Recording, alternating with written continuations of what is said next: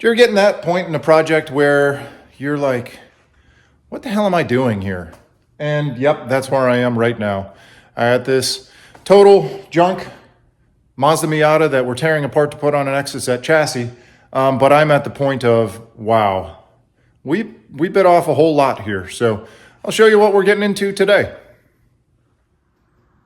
Well, the sun's shining outside, but it's still like 26 degrees out. And the reason I have the door open is because I just disconnected fuel line here. You can see my nice puddle of gas. This is the only part that really has given me trouble on this whole disassembly. That's the bracket for the evap canister. I don't know what this brace is called, but it went from here up to the body. And so I got my fuel line disconnected there. I just got a vice grip so we prevent that from leaking more. And everything else, I think, is now disconnected. So, as far as I can tell, today will be the day that we take this thing, we'll put the wheels on the back again, drop it down so we can disconnect the bolts from the body and then leave the rolling chassis down here somewhere. So, I'm going to probably spend a couple minutes cleaning up. I would say that from my experience so far, this is a project. This is motor disassembly stuff, wiring harness and such. I've got a whole pile of tools here, and I mean, I think I would not suggest this as this is your first kind of project chassis swap thing, because it's a lot of work. Better get ready to do some wrenching if you're going to do this chassis swap. So just my 2 cents there. They say it's 100 hours for this build. So I didn't keep track of anything yet, but like doing all this, and we got to put that back together. All right, well, that's the plan. So I'm going to clean up in here, and then we'll plan on bringing this down to the ground.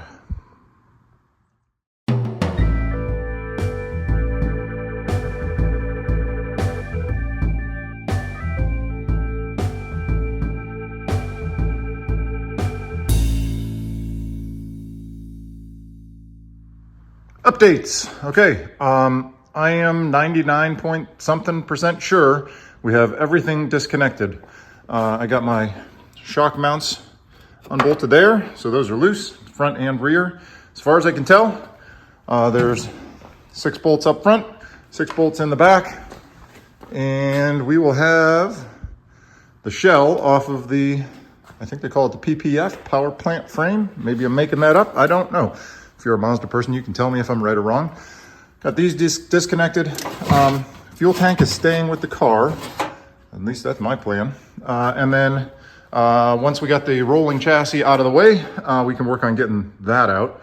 No idea how that happens. But so we're getting there. Hopefully this is going to be my project for the day. Then we can roll this thing out. So let's find out how wrong I am here and try and take it apart. All right, well, here's an update. So there are a couple bolts on the frame right here.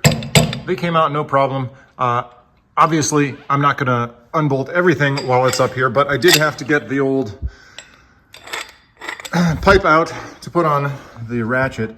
These are the 2 subframe bolts here, and the wheels are off because I need to get some leverage on there so I can stick this in. And I'm just breaking them loose. Clearly, we're not gonna let this just fall on the ground. So what I'm gonna do is I'm gonna break these loose.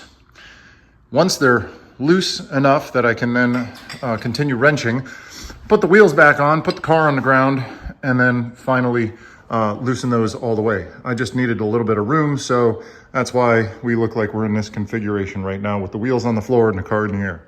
So anyways, I'm gonna keep busy and be back in a little bit. Okay, well, I put it down on the ground a little bit too low, so I put the jack stands in there just to hold up under the power plant chassis frame doodad thingy. So I'm gonna unbolt the body from the rolling chassis, and then we got that on the lift, so then we'll lift the body up. leaving those on the jack stands, and then come back with the floor jack it up, put the wheels on the ground. That's the sequence. So, yeah, let's do it.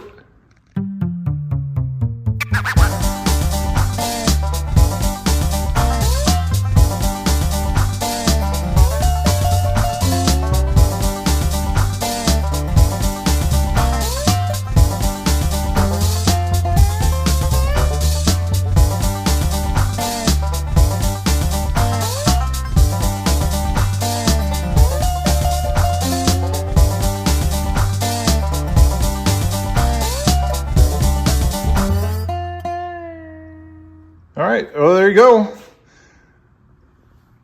Used to have a car, now I got this thing. Josh came over and helped me with unbolting some of the chassis stuff here. He's actually gonna detail this whole thing for me, so clean it up, degrease it, make it look shiny and spiffy. Clean up all the rest of this stuff too.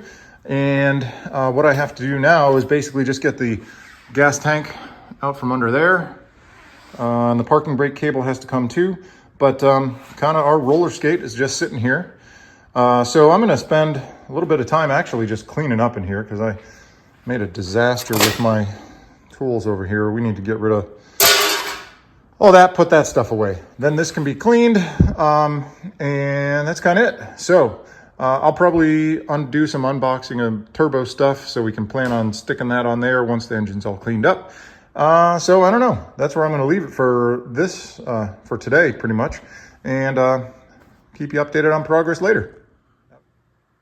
Yeah, everything is fine. Nothing wrong with this. That was only about the tightest reverse ever to get that in there. And so what we're going to do is we're going to just drop those arms down to there. Probably get the floor jack up front, swing the arms out of the way. Repeat on the back, put it on a trailer, off to the junkyard. I tried selling it. I had it on eBay, I had it on Craigslist, I had it on the FaceSpace, and no luck. So we'll get a couple bucks of scrap. Actually, no, I'm not even taking it. I'm gonna call my junk man, Ray, super nice old guy, comes and picks up my scrap metal time to time. So we'll let him haul this. I'm just gonna let him take the trailer for the day and take this and say goodbye. All right, well, that's gonna do it for a weekend update. You can see Daisy likes the project here too. So got the roller skate in the garage. It's gonna be cleaned up this week while I'm gone. A little bit of R&R this week, so I won't be here. Oh, hi, Zena. Say hi to your friend. Here comes Nico as well. Everybody's joining the party. Anyways, that'll be cleaned up by the time I get back. See that shiny thing over there? That's the rebuilt transmission for the rat rod. But I'm gonna need to put some flat black or something on that because that is way too shiny for the vehicle it's going in. Anyways, say goodbye to Daisy. We're gonna have a week off here, so hope everybody's doing well, and catch you next time. Thanks for coming back.